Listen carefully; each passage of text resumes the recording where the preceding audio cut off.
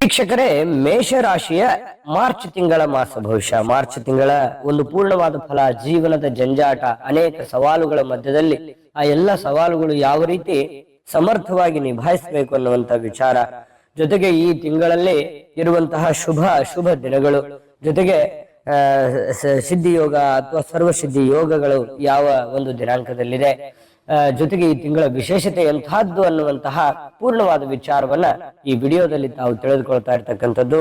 ತಡ ಮಾಡೋದಿಲ್ಲ, video start ಮಾಡೋಣ. ನೀವು ಫಸ್ಟ್ ಟೈಮ್ ಚಾನಲ್ ನೋಡ್ತಾ ಇದ್ರೆ, ಬಹಳ ದಿನಗಳಿಂದ ಚಾನಲ್ ನೋಡ್ತಾ ಇದ್ದು ತಾವು ಸಬ್ಸ್ಕ್ರೈಬ್ ಮಾಡ್ಕೊಂಡಿಲ್ಲವಾದ್ರೆ ಈ ಕೂಡಲೇ ಈ ಚಾನಲ್ ಅನ್ನ ಸಬ್ಸ್ಕ್ರೈಬ್ ಮಾಡ್ಕೊಳ್ಳಿ, ಬೆಲ್ ಐಕನ್ ಪ್ರೆಸ್ ಮಾಡ್ಕೊಳ್ಳಿ.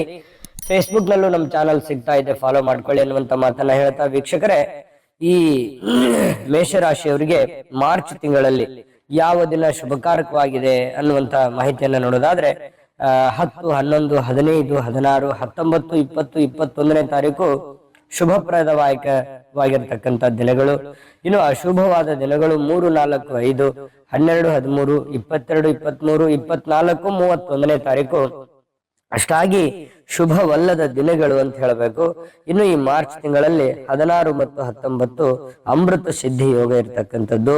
ಇನ್ನು 2, 4, 5, 9, 10, 11, 16, 19, 20, 23, 24, 30 ಸರ್ವಸಿದ್ಧಿ ಯೋಗ ಇರ್ತಕ್ಕಂಥದ್ದು.